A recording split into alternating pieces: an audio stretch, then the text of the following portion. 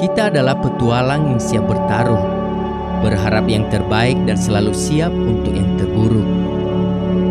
Petualangan tidak selalu mempertemukan kita dengan hal-hal yang indah yang menyenangkan, tapi juga memperkenalkan kita tentang sesuatu yang baru, mengajarkan kita tentang sebuah nilai dalam memahami arti hidup dalam sebuah pertarungan.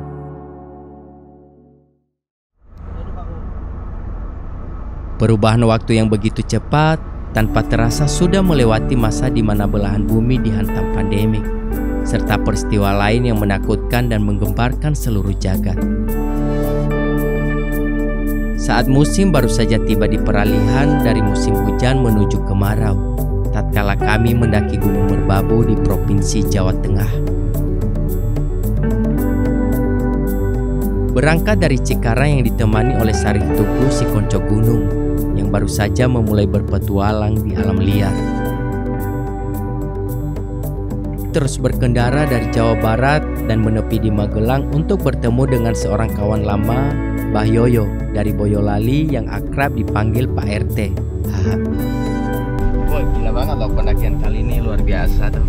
Langsung bawa mobil dari Boyolali ke Magelang, muter-muter. Contohnya kita belum ready. Nah, sekarang kita lagi dalam perjalanan menuju. Bermodalkan percaya diri, kami berhasil dibawa muter-muter oleh sang Google Maps ke arah yang tidak jelas, yang pada akhirnya menemukan jalan setelah kami bertanya ke salah satu warga menuju base camp pendakian Gunung Merbabu via Wokas.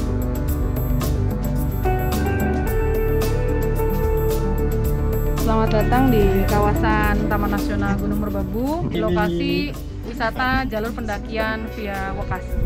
Kami dibantu masyarakat sekitar yang merupakan mitra Taman Nasional, yaitu masyarakat peduli api, Kerjantara, penggiat lingkungan lainnya juga, untuk memantau dan mengawasi para pendaki yang naik melalui jalur pendakian Wokas. Dari HM1 sampai pos 2 itu sekitar kurang lebihnya 3 jam, bisa ngecamp di pos 2 dan juga di atasnya Gunung Kukus yaitu pos 3. Untuk air tersedia di pos 2. Pos 2 tuh ini yang hijau-hijau. Dari pos 2 sampai puncak Kenteng Songo itu sekitar 4 jam kurang lebihnya. Jalurnya ngetrek, jadi harap berhati-hati, juga licin karena curah hujannya tinggi. Merbabu! Jadi kita baru saja memulai trek pendakian via Wokas, dan sekarang kita lagi berjalan nih. Semoga berjalan dengan baik dan lancar.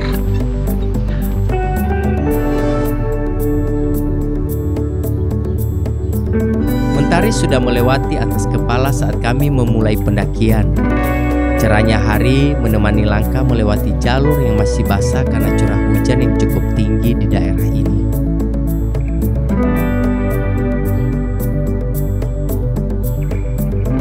Dari pemukiman warga, kami mulai masuk ke dalam hutan, diwarnai oleh sumber mata air yang melimpah di sepanjang jalur, dihiasi oleh tanjakan yang lumayan menantang dengkul dan nafas di awal pendakian.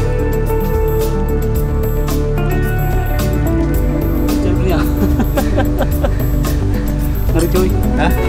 Coba lihat dah tanjakan. Mana?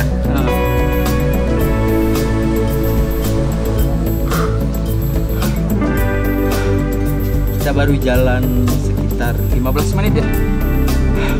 Sekitar 15 menit udah ngap-ngap nih. Langsung dihajar. Nggak ada pemanasan sama sekali deh. Gila emang. Ini namanya tertidur dalam jalur.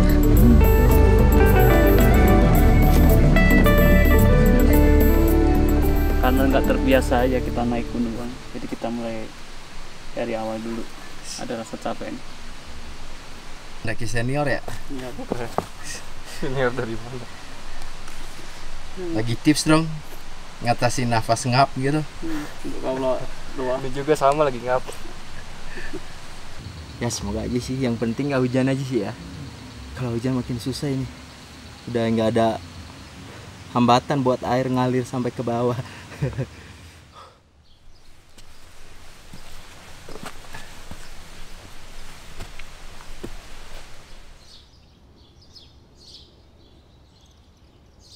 Kami kemudian memasuki hutan bernuansa hijau dan menampakkan kaki di jalur yang kian menukik. Pohon-pohon yang cukup rapat sedikit membantu melindungi kepala dari sengatan panas mentari.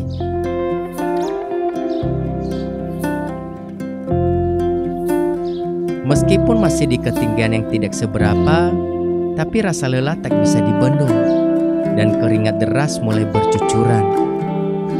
Ya, memang harus lelah dan berkeringat. Namanya juga mendaki, jalannya tidak ada yang lurus dan mulus. Adanya naik turun jalur curam yang terkadang membahayakan dan mempertaruhkan nyawa.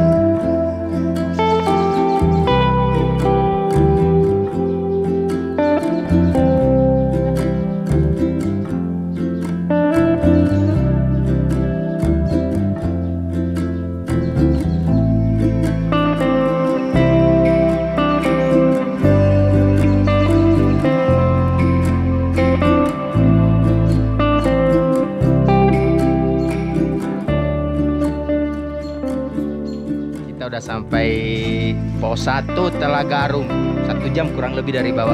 Lama, berhenti jalan. Kalau ini enggak, berhenti lagi. Ah, ini mah sesat nih. Di sini 1752, di situ 1956. Apanya yang sesat? Sesat ini petunjuk kali mah.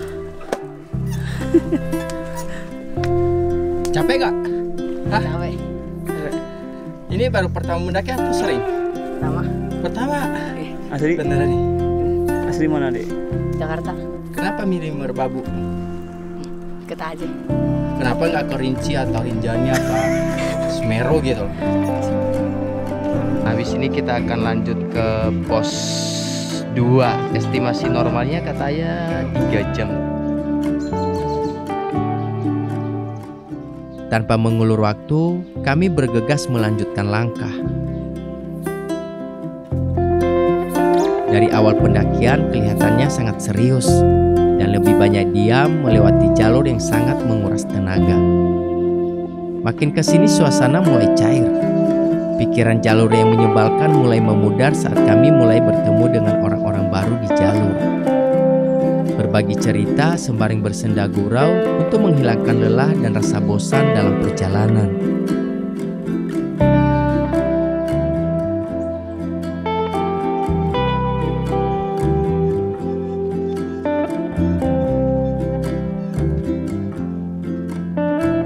Melewati trek panjang dan curam, kaki ini sudah mulai terbiasa. Tapi nafas yang ngap-ngapan belum terbiasa. Satu-satunya obat yang manjur adalah istirahat.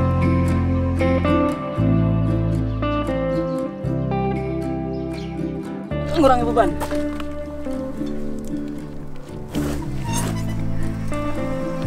Pendaki handal begini nih, selalu nawarin air. Kita udah ketinggian berapa nih? 2000 meter. Masuk. Tadi pos 1 aja berapa? 1000 berapa? Di situ tulis berapa tadi? Udah masuk 2000-an. Karena bodoh di pendakian, gak makan, akhirnya buset tepan. Padahal nggak ada apa-apa loh itu men. Ngambil time lapse dulu tuh yang sunset ya. Buset. Enggak, itu kan mesti gini, Bang. Di saat kita lagi break itu kan otomatis suhu langsung turun.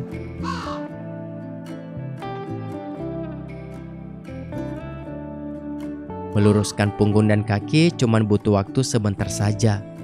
Kemudian kami bergegas melanjutkan perjalanan.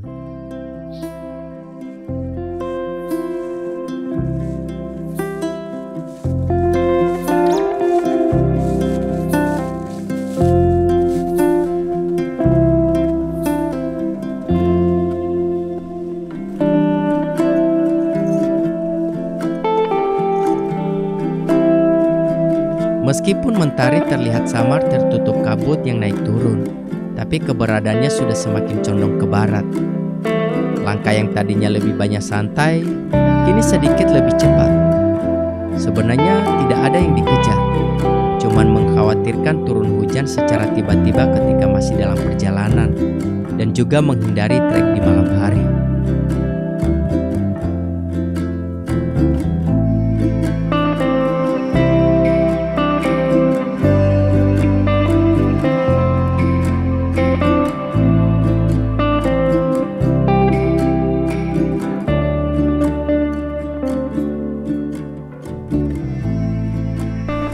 ngecamp itu di mana? Tinggal di pos 2 aja. Karena dari pos 2 itu kan sekitar 3 jam buat ke puncak ya kan. Setelahnya kita udah nggak bawa beban, enak gitu, cuman bawa daypack aja. Kalau bawa kayak gini bang berat. Tapi estimasinya 4 jam loh. Estimasi 4 jam itu kalau bawa carrier. Kalau mamanya mungkin kita nggak bawa carrier kan bisa lebih cepet. Di pos 2 aja. Kenapa?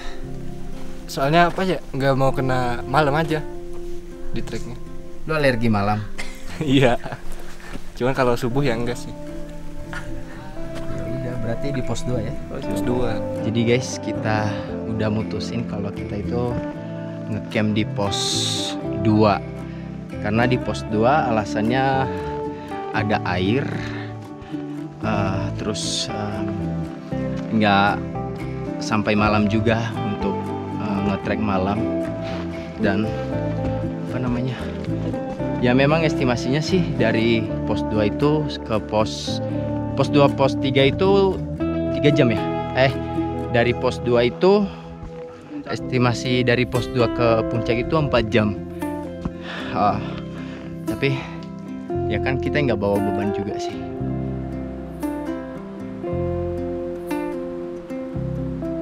Seusai ngobrol dan memutuskan di mana kami harus ngecamp, kami kemudian terus berjalan menjajaki trek yang sudah tidak sesusah trek sebelumnya.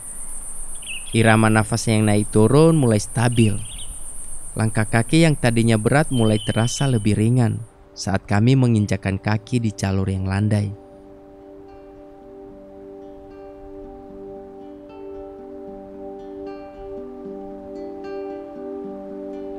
Melewati jalur dari bawah seakan sepi tak berpenghuni. Kini kembali riuh. Kicauan burung dan binatang hutan kembali terdengar sahut-sahutan. Cuaca yang tadinya mendung dan kabut kini kembali cerah. Sang mentari sore kembali menampakkan kepalanya. Dan ternyata kami sudah tiba di pos 2 di saat hari masih terang.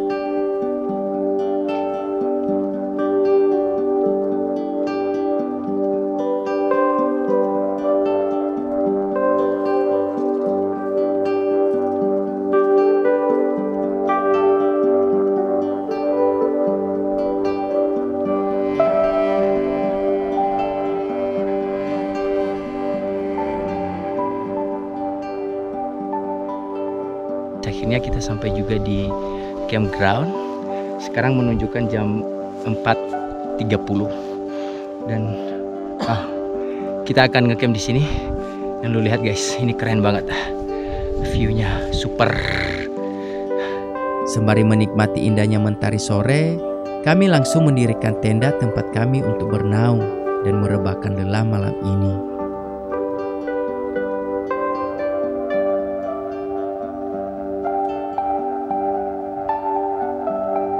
Tenda dulu guys. Gue sampai lupa ini cara bikin.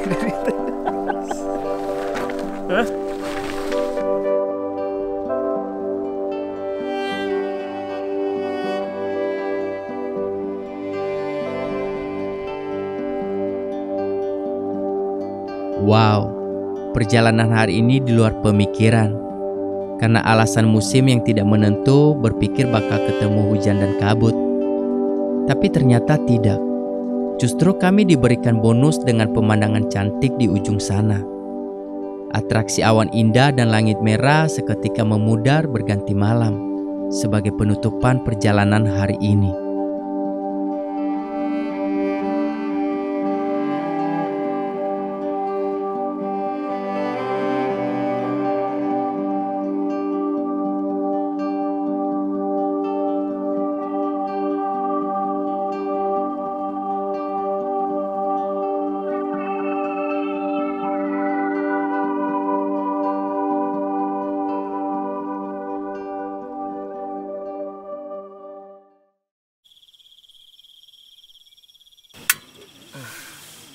Selamat pagi guys. Kita mau summit, tapi kita makan dulu. Ini baru bangun. Ini juga udah bangun. Wow. Pukul 1 pagi kami sudah bangun. Angin yang berhembus kencang dan hawa dingin mulai menggerogoti kulit. seakan mengajak untuk kembali tidur. Tapi tekad kami sudah bulat untuk tetap menggapai puncak merbabu sebelum mentari kembali muncul. Ini gorengan. Pak RT lagi makan. Tuh. Ini Bu RT. Mantap kan? Banget. Jadi guys, kalau di gunung itu kita harus makan supaya kita kuat. Setelah selesai mengisi energi dengan makanan yang cukup, kami bersiap untuk summit melanjutkan perjalanan. Memulai pagi dengan langkah menyusuri jalur air di antara gelapnya malam. Pemandangan yang ada hanyalah gelap gulita yang menutupi jalur, dengan senter di kepala sebagai penerang jalan. Tapi kalau boleh jujur, ini sangat menyebalkan, karena kaki dipaksa melewati jalur air di pagi hari yang dingin.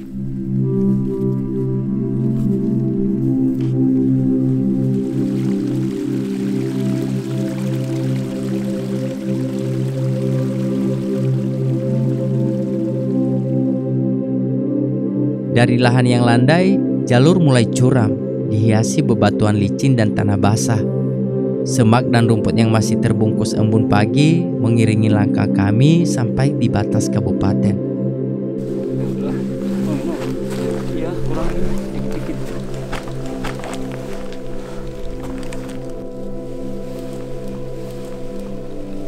Kita setelah jalan dari pos 2 itu kurang lebih 1 jam dan sekarang kita sudah sampai di batas kabupaten.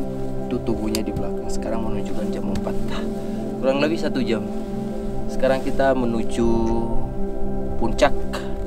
Semoga tidak hujan dan berjalan dengan baik sampai ke puncak Merbabu.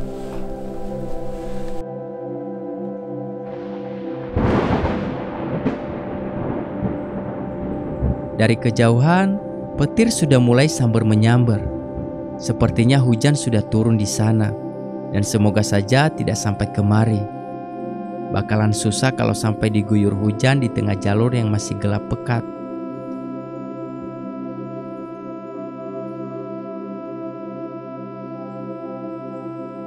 Sepertinya hujan kali ini sangat pengertian.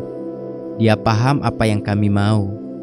Sempat menyapa dalam bentuk gerimis, tapi cuma sebentar, lalu kemudian pergi menghilang, persis kayak kawan-kawanmu yang tiba-tiba muncul saat ada maunya dan menghilang tanpa basa-basi saat tidak butuh.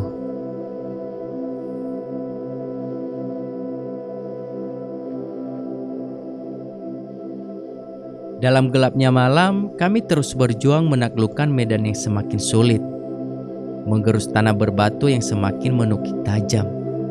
Tapi rasa lelah yang ada seketika sirna saat kami tiba di satu area, di mana setitik cahaya mulai muncul dari arah yang jauh di sana.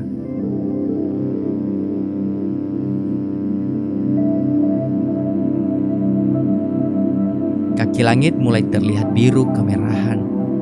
Mentari kembali menyapa sembari membawa terang baru menyinari seluruh alam, membuka mata yang terperangkap dalam gelapnya malam.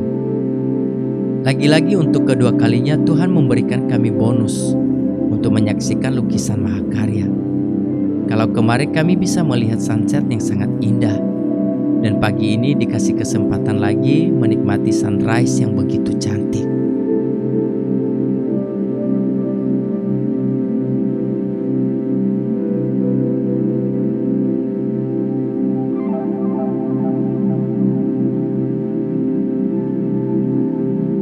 Terpesona dengan keindahan yang begitu memanjakan mata dan menghabiskan banyak waktu menikmati panorama yang ada. Baru sadar kalau kami ternyata belum sampai di puncak. Kami masih harus melanjutkan perjalanan sampai ke titik tertinggi.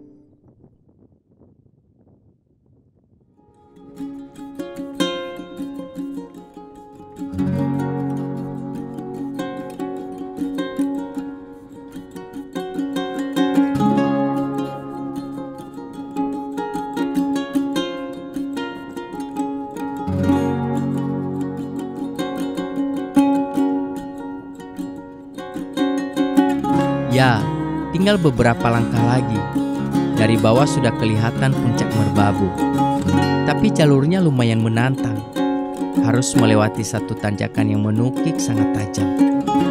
Menyisir tebing yang curam yang hanya berpegangan pada satu tali.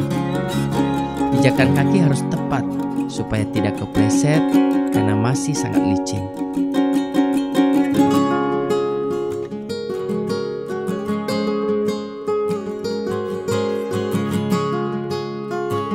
Dengan sangat hati-hati dan penuh perjuangan, akhirnya kami sampai juga di titik paling tinggi puncak Merbabu. Dan benar, kalau proses tidak pernah mengkhianati hasil. Meskipun penuh perjuangan mempertaruhkan seluruh tenaga yang ada. Tapi saat tiba di puncak, sungguh susah dijelaskan dengan kata-kata. Dan betapa bersyukurnya bisa menikmati landscape yang begitu luar biasa indahnya. Sepertinya tidak pernah habis diceritakan, dan waktu tidak akan cukup untuk menjelaskan keindahan di sepanjang mata melihat dari setiap sudut pandang.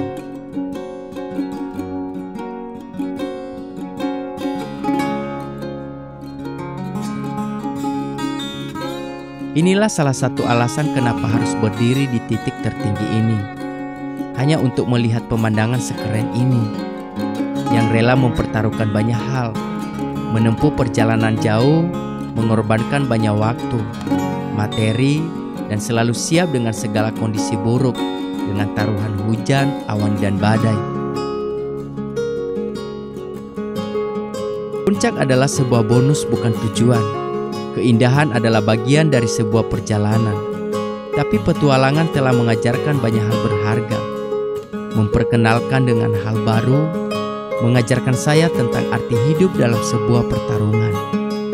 Dari puncak Merbabu, Petrova, salam lestari.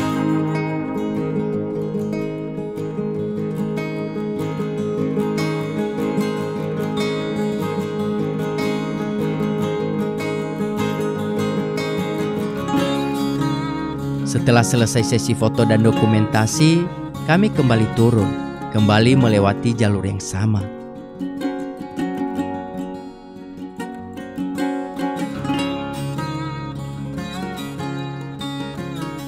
Ada kalanya kita harus diam dan menghabiskan waktu dengan rasa nyaman dan kerumitan dalam perjalanan. Ada kalanya kita harus keluar dari zona nyaman supaya kita tidak terlena dengan keadaan. Mungkin dengan cara berpetualang adalah salah satu cara yang kita pilih untuk keluar membuka mata dan melihat apa yang sedang terjadi di luar sana. Walaupun petualangan tidak pernah menjanjikan rasa nyaman dan kesenangan, tidak selalu berjalan di bawah langit biru.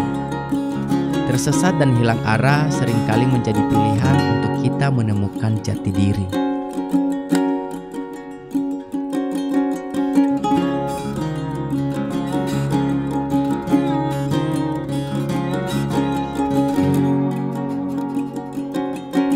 Ada banyak cara kita dan punya alasan untuk memulai berpetualang.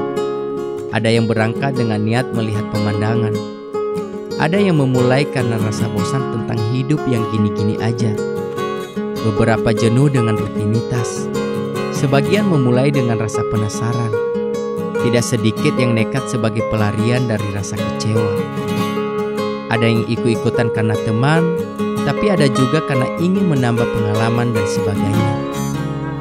Dengan cara apapun kita memulai berpetualang tidaklah menjadi masalah. Yang menjadi masalah adalah ketika kita mulai mencari alasan untuk tidak melangkah.